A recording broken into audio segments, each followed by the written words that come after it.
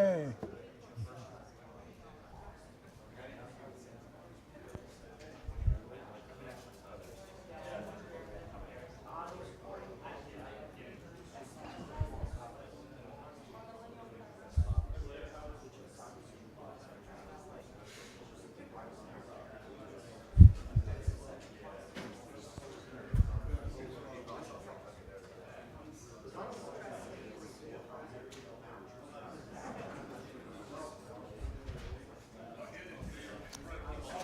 Okay, I think we're ready to start the lecture.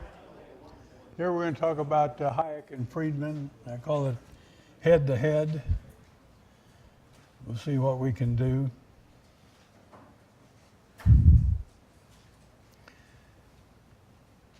One of the big clues about the kind of economics Friedman does and the kind that Hayek does is based on the level of aggregation. And in fact, I came across a pretty strong claim by Axel Landhofen, slightly paraphrased, but right now I can't think just what the slight paraphrase was. So your aggregation scheme is your theory, is what. Well, that's a little bit of overstatement, but not much, okay? But not much. That if you have y equals c plus I plus g, and you don't give the attention to what's inside of the investment aggregate, then you're going to miss a lot. Or even more severe, if you have MV equals PQ, which is what we'll talk about a lot in Friedman, M is the money supply, V is the so-called velocity of money, it's the rate of turnover of money on final output, and P is the price level, and Q is the output of the economy, and that's a pretty severe equation. You have to figure out what all is in Q and what about P and so on. What about relative changes in prices and so on. So anyhow, your level of aggregation constrains you to the kind of theory that you have, okay? So here's Keynes, Friedman, and Hayek on aggregation. Let's look at Keynes first. It says, theorizing at a high level of aggregation, John Maynard Keynes believed that market economies perform perversely, especially in the market mechanisms that bring saving and investment into balance with one another. Seeing unemployment and resource idleness as the norm, Keynes called for countercyclical fiscal and monetary policies and ultimately for a comprehensive socialization of investment. And that quoted phrase at the end, comprehensive socialization of investment, comes in the final chapter of the general theory. And most Keynesians who look at the general theory don't pay any attention to that last, to that phrase or to that last chapter. They just say, oh, Keynes was just flying his kite for that chapter. Here's Friedman. Milton Friedman's monetarism was based on a still higher level of aggregation. The equation of exchange M equal PQ made use of an all-inclusive output variable, Q.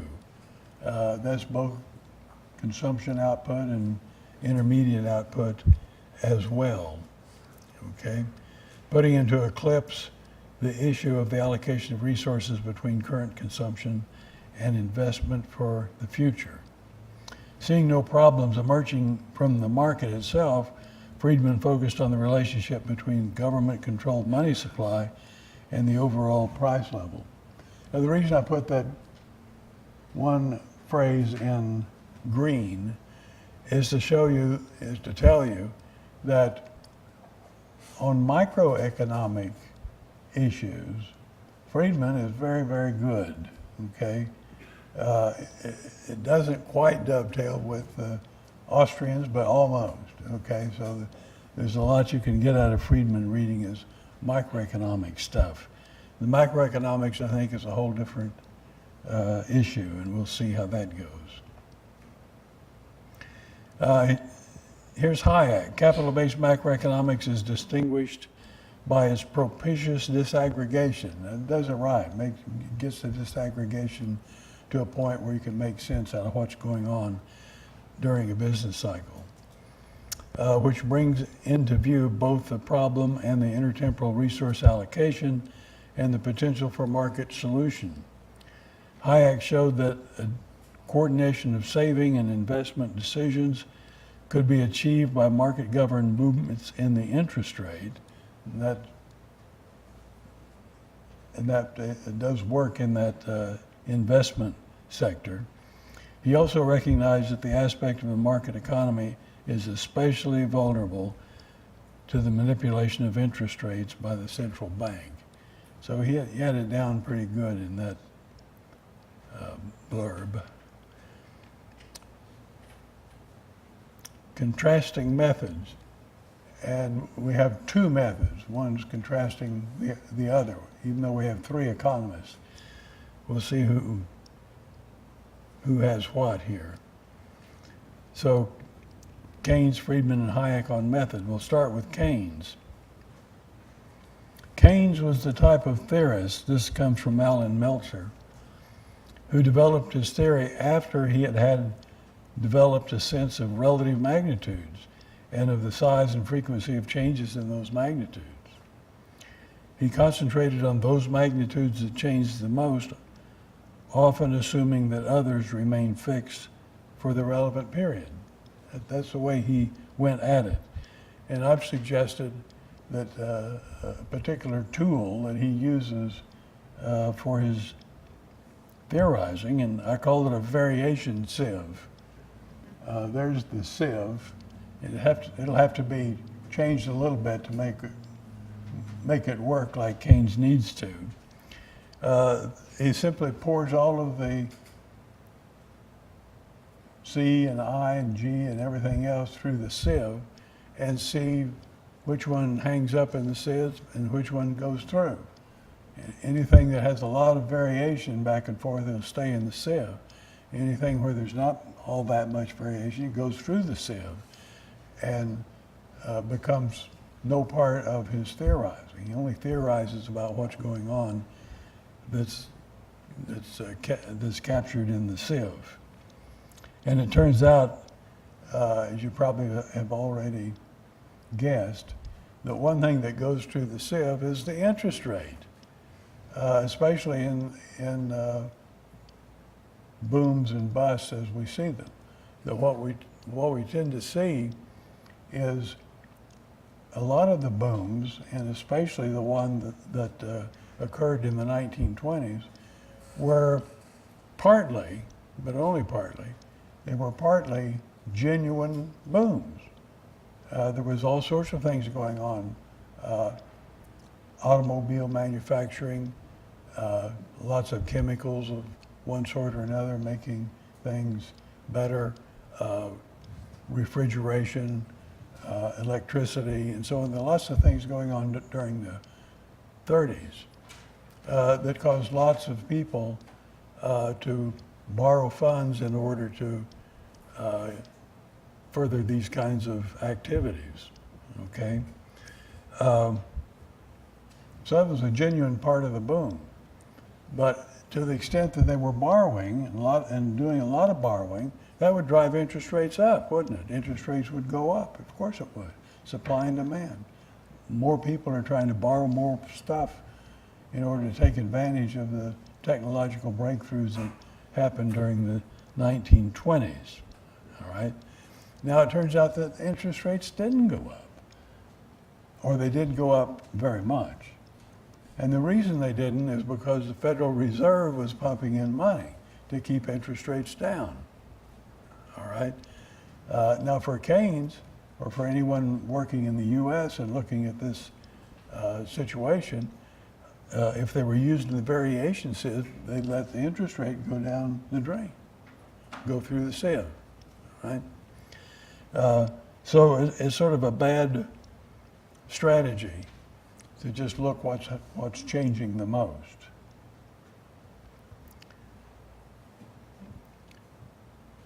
Now here's Friedman.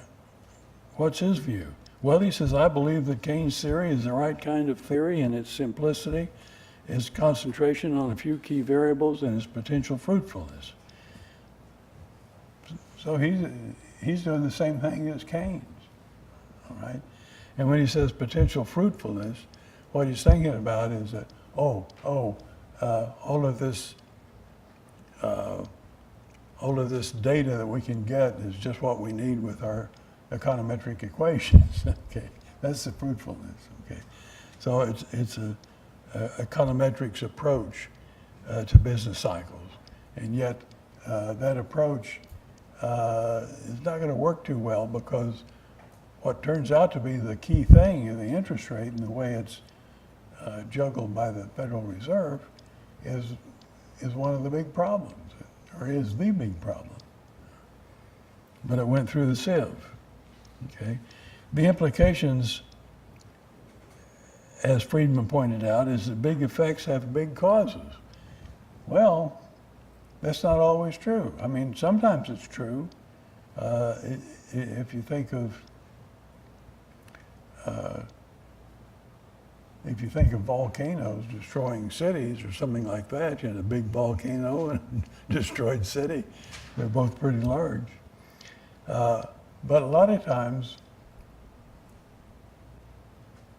you have something that you really can't quite savvy until you figure it out about what's going on with interest rates.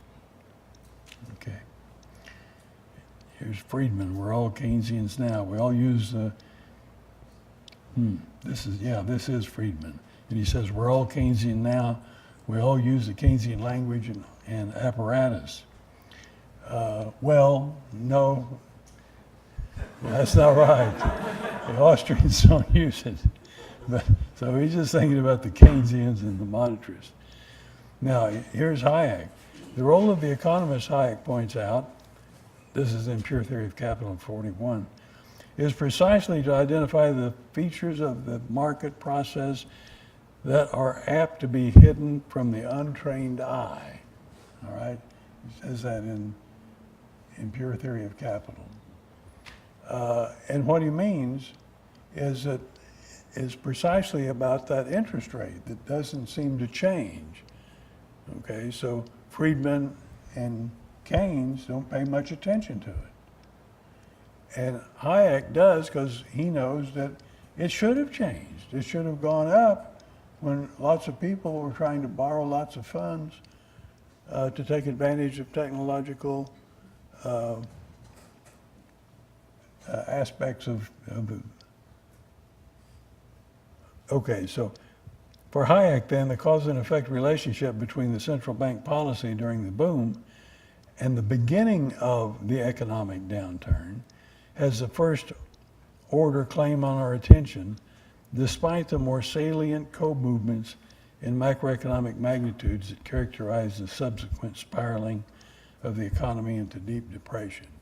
In other words, there's a serious link here between what happened initially when there started to be a downturn, and the downturn happened because there were too many resources being used and there weren't that much savings going on, as we heard in the last lecture, and that's what caused the economy to crash. And when it started crashing, it kept crashing, and there was all sorts of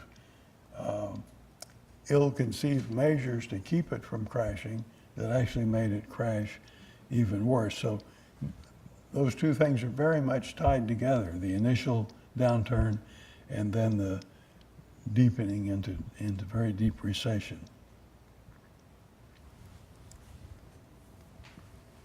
And here's what Hayek said. This is in his Pretense of Knowledge lecture when he won the Nobel Prize in 1974.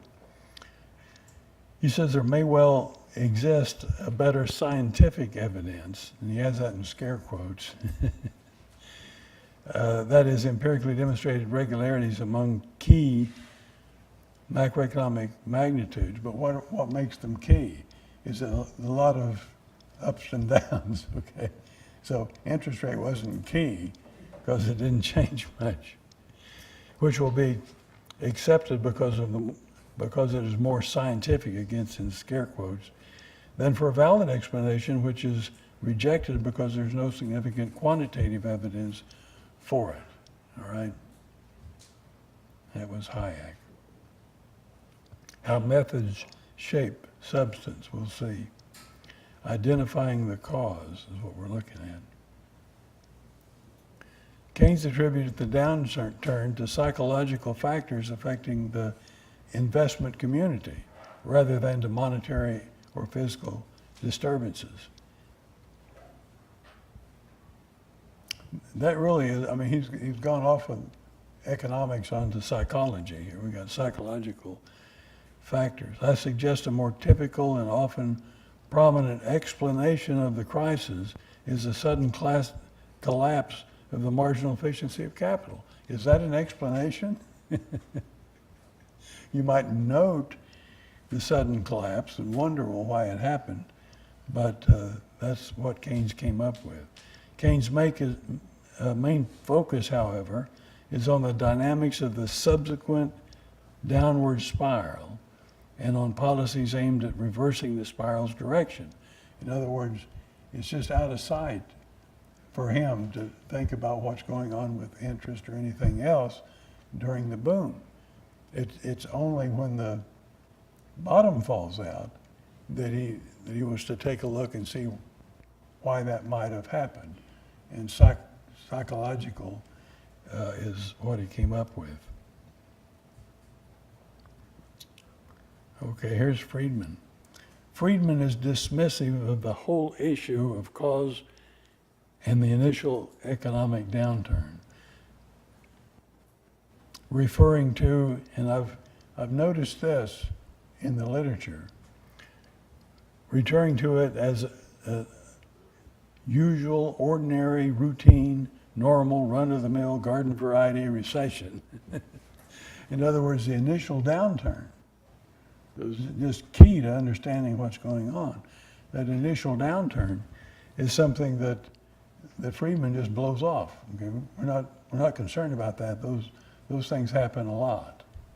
All right? What we're concerned about is why it dived into deep depression. For Friedman, the correlation between the subsequent movements in the money supply and the movements in total output leaves no doubt as to the central issue. Okay, period. Now here's Hayek. Hayek focuses on the policy-infected aspects of the boom. That is, artificially low interest rates. And you see, when I say artificially low, I don't really mean that it really dropped. It just didn't go up, okay? It would have gone up just on the basis of technological considerations, but it wasn't allowed to go up, so it was artificially low. The post-bust relocation of labor and capital takes time, but the actual dimensions of the recession, its length and depth, are to be explained largely in terms of policy perversities that hampered the recovery, right? So Hayek certainly had that right.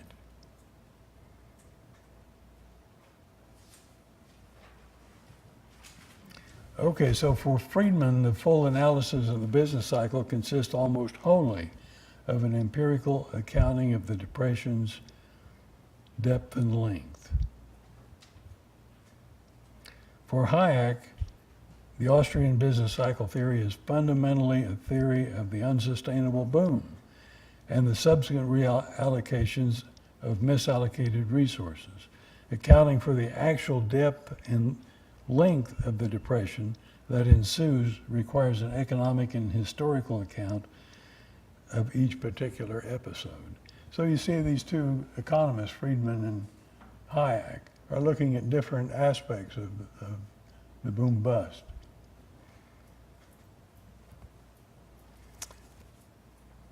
There's a paper by Eichmann and Michener that Friedman had some thoughts about. Okay, Eichmann, Barry and Chris Michener, 2003. The Great Depression as a Credit Boom Gone Wrong. That's a working paper number 137. So here's what Friedman says about it. Eichengreen's paper is excellent, clear, well-written, thoughtful. There is little in it that I can disagree with. At the same time, I share the views expressed by his discussants, Michael Bordeaux and Charles Goodhart. Well, they're both monetarists. That it does not contribute much to the key issue in question. Again, there's that key issue in scare quotes. The issue is whether the depth and seriousness of the Depression is attributable to what took place during the 20s or what took place during the 30s, right? So he just wants to say that deep depression, that's all just 1930 stuff, has nothing to do with what was going on in the 20s. Well, it has a lot to do with what was going on in the 20s, all right?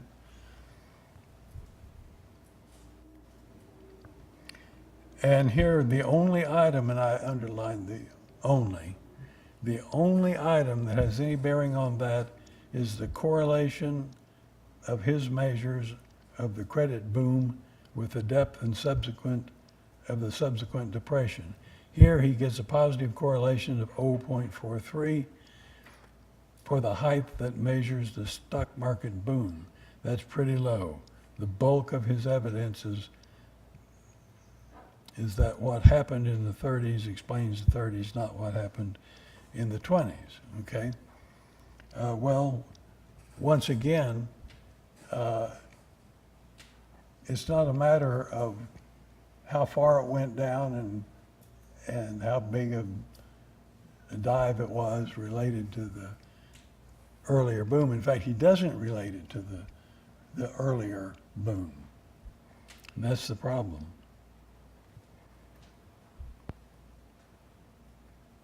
Okay, just to drive the point home, I subject you to this, the case of the cabbage-eating Mississippi monster.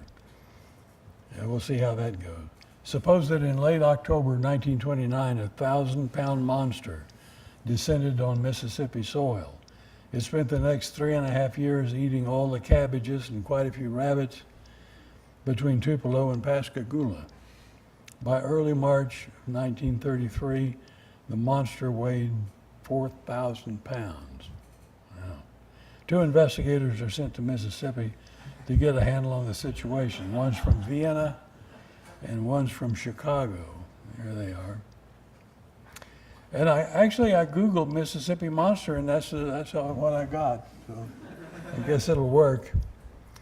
The Viennese investigator asks, where in the world did this hideous thing come from? It turns out on further investigation that the monster was the unintended consequence of some ill-conceived government-sponsored bionic project. I feel like he nailed it there. The Chicagoan shows up, shoves the Austrian aside and says, never mind how this thing got there. The key question is, how did it grow from 1,000 pounds to 4,000 pounds? How did an ordinary, usual, routine, run-of-the-mill, garden variety monster quadruple weight in 42 months? Okay. The Chicago's answer, of course, is it was all those cabbages. He couldn't get good data on the rabbits. The strong correlation between cabbage consumption and weight gain of the Mississippi monster leaves no doubt as to the central issue. Right? Now that pretty much overlays what I've said before just with the business cycle. That's the whole point.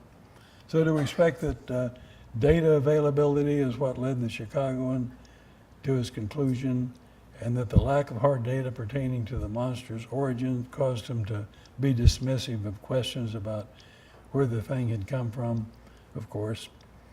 These and related suspicions are what underlie the message of Hayek's Nobel address on the pretense of knowledge. Now, something about this. I spent time in Menlo Park when the Institute for Humane Studies was there. In fact, it was the same time that Hayek spent it at that same institution, which was very helpful to me. I was working on my dissertation at the time, and it was nice to have Hayek next door, you know. But I had heard from a number of people that Friedman, who I knew drove a Cadillac, I'd heard that, had that as his license plate, MV equal PQ. And so the Institute of Humane Studies was walking distance to Sanford. You could sort of cut through a little bit and be on campus in no time. And so I took my camera over there. This is about one of the last days that I was at the Institute. I'm walking around the parking lots to see if I could find his car. Okay, so I knew I was looking for a Cadillac, and I knew what license plate I had to have. Well, it was a hot day, and I just plain old couldn't find it. But I did find this Cadillac. It's a late 1970s model, and it has California tags. And so I took a picture and then did a job on that license plate, because I wanted to show it to my students. And I showed it to the students at Auburn, and eventually I fessed up and said, well, it wasn't really his, but that's, you know, that's the story. And it is the story. But then later, see what we got here.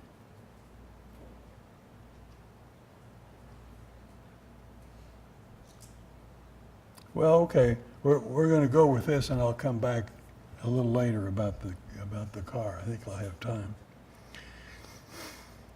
So with the near constant velocity of money and output Q growing slowly, movements in the price level P largely reflect movements of the money supply M. Well, yeah, that's Friedman right there. So if you have just a little bit of uptick on Q, V has a bar over it, means it's not changing, and the money supply, though, is, then that's going to give rise, of course, to an increase in prices, almost as big as the increase in money supply. But for the increase in Q, it would have been exactly the amount. And, of course, Friedman claimed that it was money that caused prices to go up. A lot of people on Capitol Hill were claiming that it was prices that caused money to go up. You know? Prices are going up, and so the Fed has to increase the money supply so they can pay the high prices. You know? No, we'll give it to Friedman. He's got the right direction. With a lag of 18 to 30 months, you wonder why it would be that long. And the answer of how it would be that long has to do with the structure of production and all the stuff going on in Friedman, with Hayek. But Friedman just reports, well, it's 18 to 30 months, and sometimes he reports even a larger span. Inflation is always and everywhere a monetary phenomenon, he says. So Friedman's monetary rule: increase the money supply at a slow and steady rate to achieve long-run price level constancy. And so if that Q goes up, then M should go up too.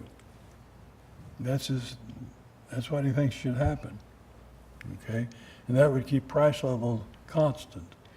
Well, it would, but what happens within the Q aggregate as a result of the monetary injection? So that Q aggregate is just plain old Q. What's going on within the Q? And that's what Hayek has to say that it causes prices to get out of whack, and it comes from that diagram that you've seen in an earlier show. Okay, so it shows that even keeping the price level constant, it still disturbs the equilibrium of the market. Friedman declares the 1920s as the golden year of the Federal Reserve. He ignores the interest rate during the 1920s because it didn't change much. That is, they fell through the Keynesian, Friedmanian's variation sieve. But what if they should have changed but weren't allowed to? During the 1920s, breakthrough in technology increased the demand for loanable funds and put upward pressure on interest rates. But missed it. But the Federal Reserve, guided by the real bills doctrine, met each increase in the demand for credit with an increase in the supply, thus keeping the interest rate from rising. And seeing little or no change in the interest rates, Friedman dismissed interest rates as a potential independent variable in his econometric equation. Well, he had to dismiss them because if they're not changing, you're not going to get any results from them. Now, this is Hayek. Seeing little or no change in the interest rates when they should have risen owing to the technological advances and the consequent increased demand for savings, Hayek was able to identify some critical market forces hidden from the untrained eye. Query: which view, Friedman's or Hayek's, is more firmly anchored in the empirical historical circumstances of the 1920s? I think Hayek's is. Okay. Now, when we talk about this plucking model, let me ask the show of hands, has anyone ever heard about the plucking model that Friedman have? No one has heard for it. I'm not surprised at that. Milton Friedman, the plucking model of business fluctuations. It was an economic inquiry in 1993. However, it came from an article that he wrote back in 1964 when he was at the Bureau of Economic Research in Washington. All right. And it turns out, just by happenstance, that before this plucking model here came out, I had found that stuff in the 1964 rendition, the plucking model. And I wanted to write a comment criticizing it.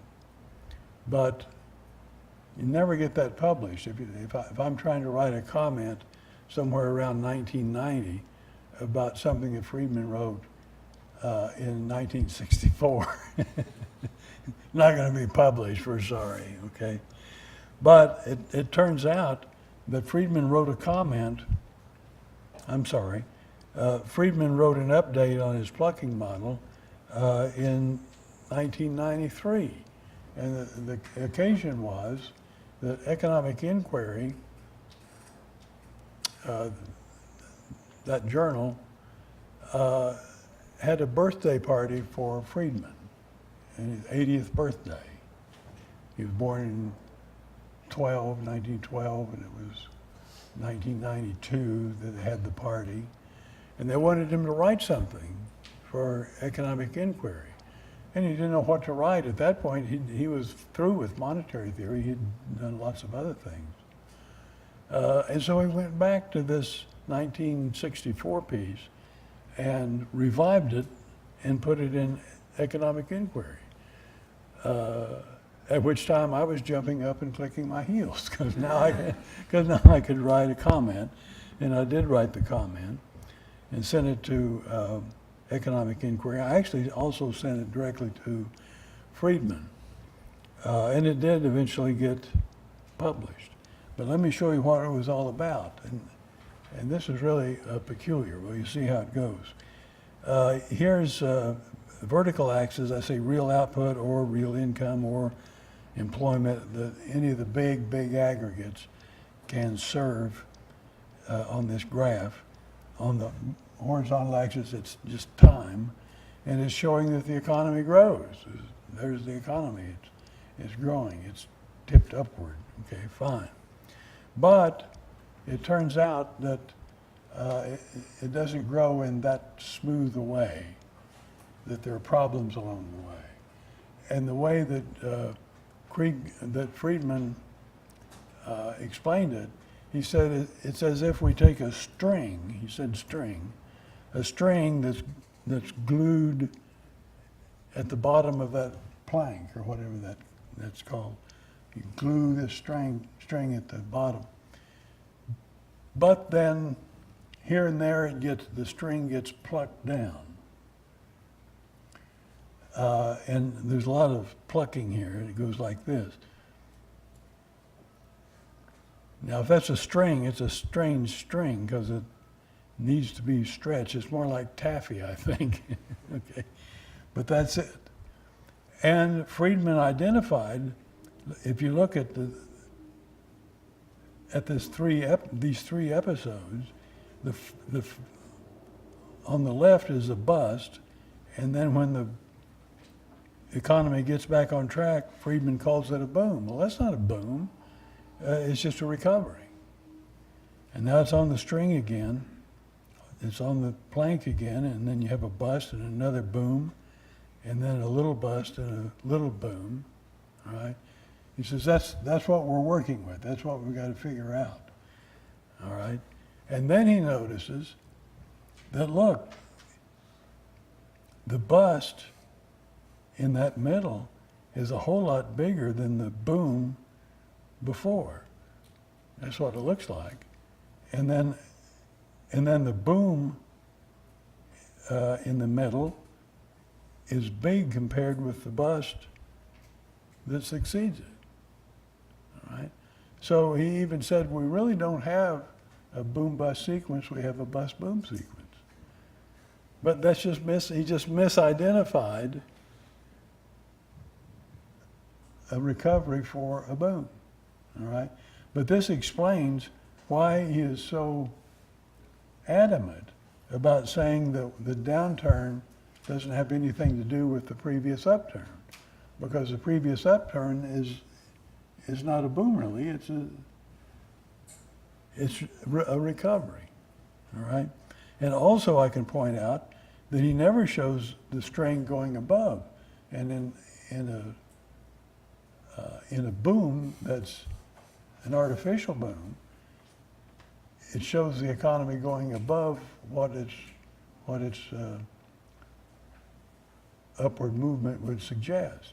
All right, it's getting overconfident, over investing, which eventually gives you the buzz. So that's the story here. There's Friedman. I like that picture. Okay, so here he says the empirical evidence supposedly shows that we simply do not have boom-bust sequences to theorize about. We have bust-boom sequences. Friedman takes this empirical study, initially published in the annual report of the National Bureau of Economic Research, is being utterly inconsistent with the von Mises theory, and he goes on so far as to claim that this one little bit of evidence is decisive refutation of von Mises. Really? I mean, even when I went back to 64, I was thinking, before I actually heard the new version, I was thinking, oh, he can't really have believed that. He probably even forgot he said that. But no, he brought it out, put it in the economic inquiry. Okay. Have the von Misesians in any way stopped saying exactly what they were saying for 50 years? Not a word of it. They keep on repeating the same nonsense. That's Friedman, right? Oh, okay. I guess this goes back to my Cadillac here. Greg Mankiw's blog. I hope this works. He was on television, and he asked this question. It came out of the blue. How can you identify my car? Well, we want to look for something pretty special. Well, it's EC10. You know, it's not very imaginative, but there it is. And then there were some comments. You know, I hate to spoil things, but I must say I think Milton Friedman had a better plate. This is from an article I came across. He says, years ago, trying to find the Friedman's apartment in San Francisco, I knew I was in the right location when I spotted a car with a license plate that read MV=PT. Now, MV=PT is Irving Fisher's version, and T stands for transactions, all right? Friedman couldn't work with that because you can't get data on total transactions. It's a whole lot bigger than income, so it can't be that. And then someone else writes that Milton Friedman's license plate was MV=PQ, not MV=PT. Well, there's several different ways you could say it, but this helped me. I was happy to see it was PQ because I had to sort of guess at just what the thing was. And let's see, Anonymous writes, this is pretty ridiculous, okay? You can see with this address, web address, it's from France, okay? Pretty ridiculous. Somebody else writes, I love economics, love economists, okay? Now, it turns out that I think I can get to the internet, and yeah, there's France, okay, and if you stroll, how do you? Whoop! I lost it, didn't I? No, I got it back. Let's see. Oh, yeah, I scrolled up, and here it is. La Voiture de Milton Friedman, okay. Yeah, I don't get to see that. Oh, I had it on my website too long. So I'm still wondering. Now here's Friedman, MV=PY, and Y is income, but that version is actually wrong. It should be MV=Y, because Y here is a real variable. But this is the best he could do. And so this is what he got from the Department of Motor Vehicles. And and what he needed, if you want to say MV=PY, you have to have a little y, a lowercase y. That's what Friedman and all the rest did, a lowercase y. And so here I could say, you know, I've heard recently that the only person that has had an argument with Friedman and won, could you guess who? It was Rose Friedman, actually. But now we've got a second one. It's the girl that was working in the motor vehicle department. I'm sorry, Dr. Friedman. We don't have a lowercase y, it has to be. So that's the story. Okay, thank you much.